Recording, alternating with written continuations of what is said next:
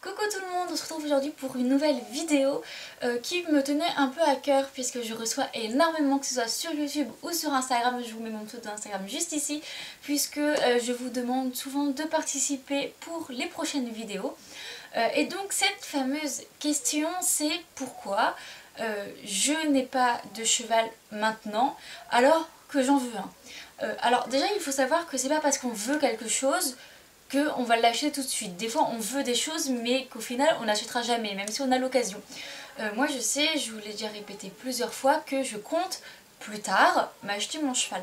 Pas dans 10 ans, pas dans 20 ans, dans plus proche de maintenant, mais lorsque j'aurai fini mes études. Donc je vais vous expliquer pourquoi je pourrais m'acheter mon cheval maintenant et pourquoi je ne veux pas l'acheter maintenant et pourquoi je veux attendre un peu pour l'acheter.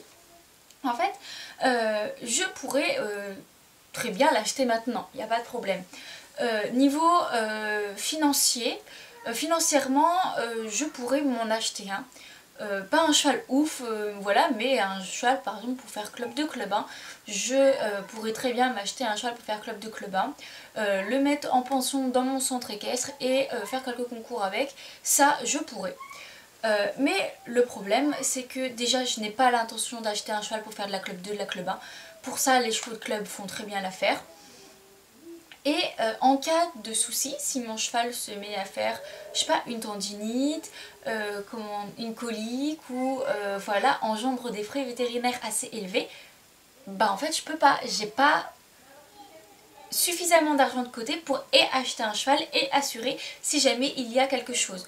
Donc voilà, c'est vite fait parce que si je veux garder de l'argent de côté, il faut que j'achète un cheval vraiment de loisir pur et dur pour l'acheter vraiment pas cher du tout, ou alors acheter un poulain. Du coup vu qu'il ne sera pas débourré il sera beaucoup moins cher, mais moi je ne veux pas un cheval pour faire de la balade ni un poulain. Donc comme ça c'est fait, mieux vaut ne pas acheter que d'acheter un cheval que j'en veux pas, qui ne me correspond pas. Moi je ne veux pas un cheval à tout prix, je veux pas le premier venu, voilà, ça me contenterait pas, je ne veux pas, je préfère ne pas avoir de cheval et continuer de monter des chevaux de club, faire club de club 1, que absolument vouloir un cheval à tout prix et au final m'acheter un cheval qui peut faire que de la balade. Voilà. Donc ça c'est vraiment côté financier.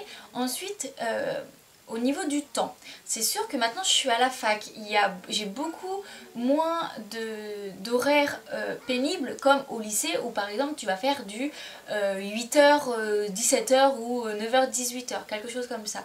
Moi c'est beaucoup plus... je peux pas dire light, mais par exemple le vendredi j'ai cours que le matin, le mardi j'ai cours que le soir, je fais 17h, 20h. Les autres jours c'est un peu... je fais du 10h, 18h.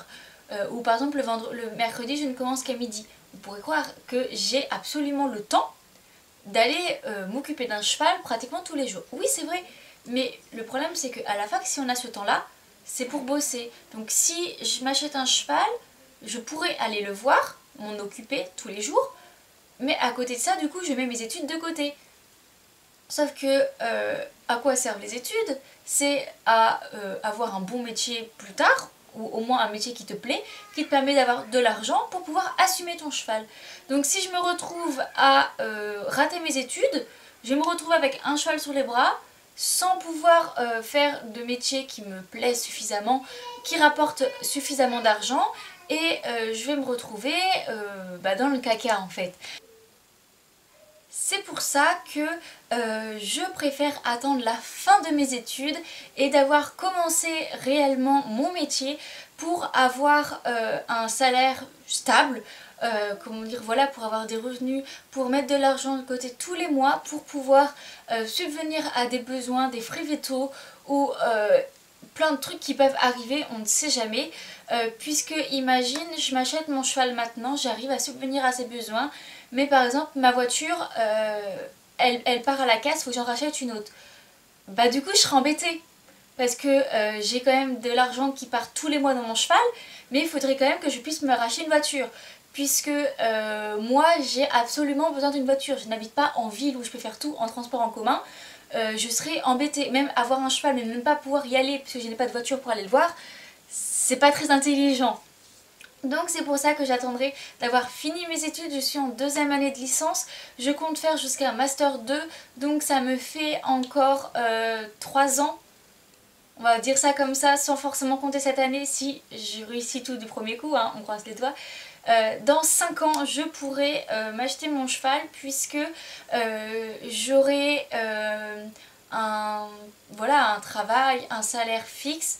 Et surtout j'aurais mis de l'argent de côté, puisque je commence dès maintenant à mettre de l'argent de côté. Pas forcément que pour mon cheval, j'estime que voilà, un problème peut arriver à tout moment, comme je vous ai expliqué pour la voiture ou pour plein de choses. Donc je commence à mettre de l'argent de côté pour les imprévus, ou si cet argent reste intact jusqu'à dans 5 ans, pour m'acheter un cheval et pour pouvoir m'acheter réellement le cheval que je veux.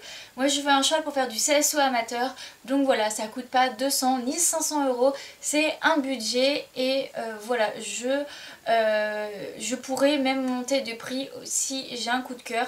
Et ça c'est quelque chose, je préfère voilà attendre et avoir mis réellement de l'argent de côté pour vraiment m'acheter le cheval qui me plaît, et pas en prendre un même si j'ai eu un coup de cœur pour l'autre, parce que j'ai pas l'argent pour l'acheter. Ça c'est quelque chose, soit je n'achète pas de cheval, soit j'achète vraiment un cheval qui me correspond, qui me plaît. Donc c'est pour ça que j'attends. J'ai 5 ans pour continuer de mettre de l'argent de côté. Voilà, je croise les doigts pour que ce soit suffisant et que je puisse vraiment m'acheter le cheval que je voudrais. Comme j'aurai un boulot fixe, j'aurai des horaires fixes que je pourrais aménager pour pouvoir monter du coup mon cheval.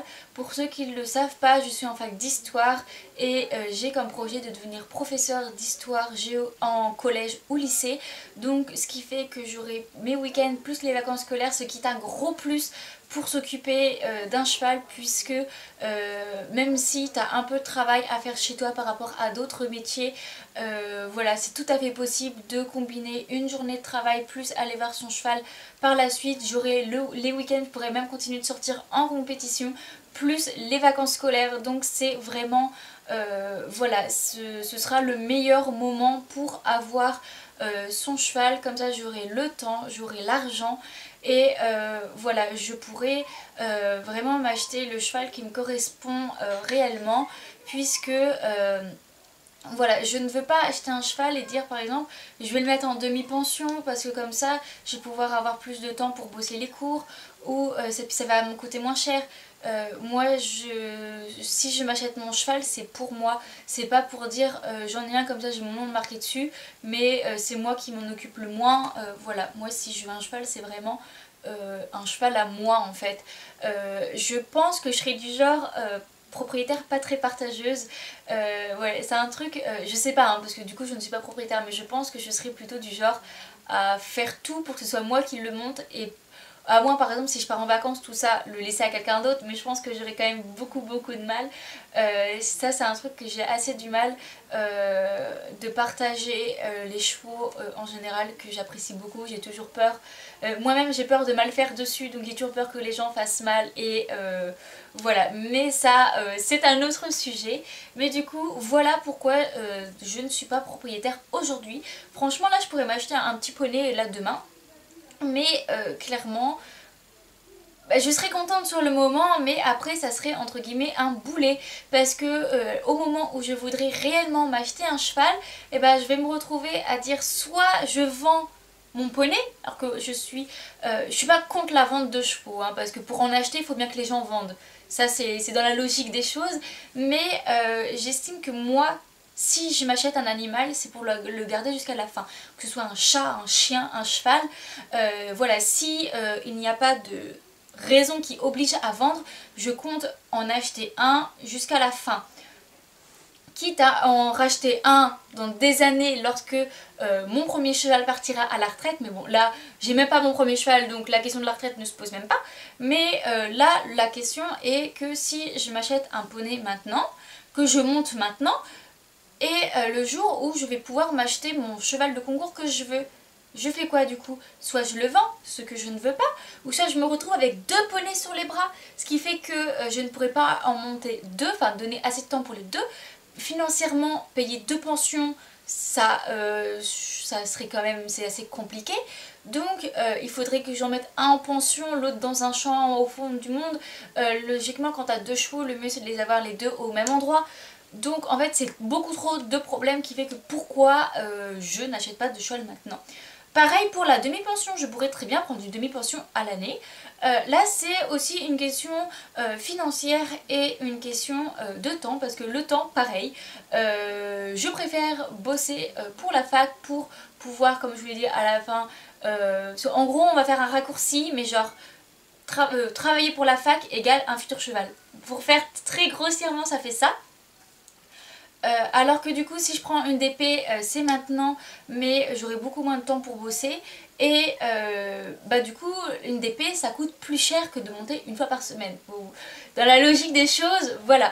Mais le truc c'est que je préfère monter moins souvent en ce moment, mettre de l'argent de côté pour pouvoir m'acheter plus tard un cheval que je préfère, et toujours avoir de l'argent de côté si il lui arrive un pépin, que mettre l'argent que je pourrais mettre de côté dans un cheval, que ça me fasse plaisir maintenant, mais que après je sois un peu handicapée. Voilà, il y a 2 écoles en fait. Il y a ceux qui disent qu'il faut profiter à fond, notamment de sa jeunesse tant qu'on ne travaille pas encore. Et ceux qui sont comme moi, qui sont plutôt pensés à l'avenir pour économiser. Moi, je suis aussi du coup dans le deuxième, mais un peu dans les deux, puisque ce n'est pas parce que je mets de l'argent de côté en pensant à mon futur cheval que je veux dans 5 ans que je ne m'autorise pas à m'acheter du nouveau matériel de cheval, ou même des vêtements, quelque chose qui n'a rien à voir avec YouTube ou avec les chevaux. Mais voilà, mettre de l'argent de côté, comme je vous dis, pour exemple pour la voiture, que les gens veuillent ou pas un cheval plus tard, une voiture, tu en as généralement toujours besoin. Donc voilà, là j'ai l'impression de vous faire une vidéo sur pourquoi il faut mettre de l'argent de côté tous les mois, enfin épargner, mais bon ça c'est clairement pas le but, c'est que dans ce genre de vidéo tu sais d'où tu pars mais tu sais jamais où t'arrives. Mais du coup voilà, c'est vraiment les 2 clés, c'est l'argent et le temps. Et je pourrais aussi dire en troisième ça serait le niveau, puisque je compte m'acheter un cheval pour faire de l'amateur, mais je n'ai pas actuellement le niveau pour faire du CSO amateur. Donc si je m'achète un cheval par exemple aujourd'hui fait pour le CSO amateur, je vais me retrouver avec un cheval supérieur à mon niveau. Et voilà, ou alors j'achète un cheval de mon niveau mais qui dans 5 ans, lorsque j'aurai bien progressé, bah il ne correspondra plus pardon, à mes attentes. Donc voilà aussi pourquoi je me laisse 5 ans. Je vous en avais parlé dans une vidéo il y a 2 ans où je vous disais que depuis tout à l'heure je dis 5 ans mais en fait c'est 4 ans.